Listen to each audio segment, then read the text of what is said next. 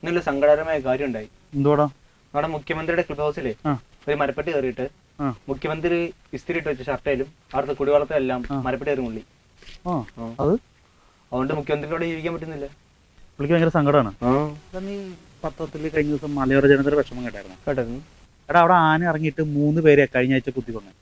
അതോടൊപ്പം തന്നെ അവരുടെ കൃഷി സ്ഥലങ്ങളിൽ മൊത്തം ഈ മൃഗങ്ങൾ ഇറങ്ങിയിട്ട് അവർക്കിപ്പോൾ അവരുടെ സ്വത്തിന് മാത്രമല്ല ജീവന് പോലും ഭീഷണിയായിട്ട് വീടിന് പുറത്തിറങ്ങാൻ പറ്റാന്ന് പേടിച്ചിട്ടാണ് ഈ മലയോര കർഷകർ കഴിയുന്നത്.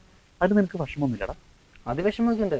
പക്ഷെ അവിടുത്തെ കാര്യം നോക്കാൻ വേണ്ടിയാണല്ലോ നമ്മുടെ മുഖ്യമന്ത്രി അവിടെ വനംവകുപ്പിനെ ഏൽപ്പിച്ചേക്കുന്നത്. വനംവകുപ്പ് ഉണ്ടായിട്ടാണ് കഴിഞ്ഞ ആഴ്ച തന്നെ 3 പേരെ കുത്തിക്കൊന്നത്. ഈ കൃഷി മൊത്തം ഇപ്പോഴും നശിപ്പിച്ചുകൊണ്ടിരിക്കുന്നത്. അങ്ങനെയാണെങ്കിൽ നമുക്ക് പരിപാടി ചെയ്യാം. ഈ കാട്ടിലെ മൃഗങ്ങൾക്കൊന്നും നാട്ടിലിറങ്ങാൻ അനുവാദം ഇല്ലല്ലോ. ഇല്ല, അതില്ല, അത് വരാൻ പാടില്ല. കിടക്കണ്ടല്ലേ? അത്രേ ഉള്ളൂ. കാട്ടിലൊരു കോടതി നമുക്ക് രൂപീകരിച്ചാലോ? എന്നിട്ട് ഈ ആൾക്കാരെ കുത്തുന്ന ആനയൊക്കെ ഉണ്ടല്ലോ, അതുങ്ങളൊക്കെ പിടിച്ച് നമുക്ക് വിധി ചെയ്ത് തൂക്കിലേറ്റാം.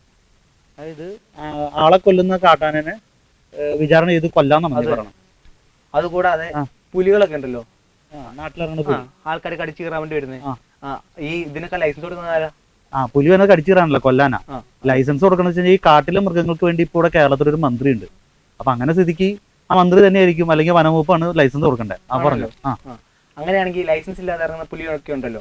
അപ്പൊ ഒരു പുലിക്ക് 50,000 രൂപ പിഴയും കൂടാതെ വധശിക്ഷയും കൊടുക്കാം. നാട്ടില് ലൈസൻസ് ഇല്ലാണ്ട് ഇറങ്ങുന്ന പുലിന്ന് ഒരു പുലിയുടെ 50,000 രൂപ പിഴ ഈടാക്കാം. അതെ, ജയിലിൽ അടച്ചേക്കാം. നല്ലൊരു കാര്യമാണ്. അങ്ങനെ ഞാൻ വേറൊരു കാര്യം പറയട്ടെ. എടാ, ഈ മരപ്പട്ടിയുടെ കേസിൽ ഞാൻ ഒരു ബുദ്ധി പറയാം.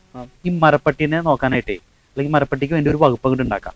ഒരു മന്ത്രിനെ അങ്ങോട്ട് നിയമിക്കാം, മരപ്പട്ടി വകുപ്പ് എന്നൊക്കെ പറഞ്ഞിട്ട്. എന്നിട്ട് നമ്മുടെ ക്ലിഫ് ഹൗസിലെ ഈ മുഖ്യമന്ത്രിയുടെ അവിടെ വന്ന മരപ്പട്ടി ഉണ്ടല്ലോ, ആ കാര്യം നോക്കാൻ ഈ മന്ത്രിനെ അങ്ങോട്ട് ഏൽപ്പിക്കാം. അതാവുമ്പോ മരപ്പട്ടിയുടെ കാര്യത്തിലും മുഖ്യമന്ത്രിയുടെ കാര്യത്തിലും തീരുമാനം ആയിക്കോളും. എങ്ങനെയുണ്ട്?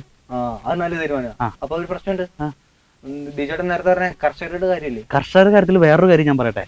ഈ കാട്ടിൽ നിന്ന് നാട്ടി വന്ന ആനയുള്ള ആൾക്കാരെ കൊല്ലണേ, അതിനെ പിടിച്ചിട്ട് ഉൾക്കാട്ടി കൊണ്ട് ഇടൂലോ, കോളറൊക്കെ പിടിപ്പിച്ചിട്ട്. പകരം നമ്മൾ എന്ത് ചെയ്യുമെന്ന് അറിയോ?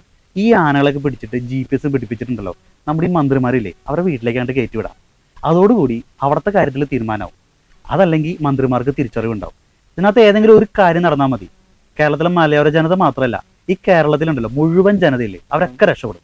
പോരെ?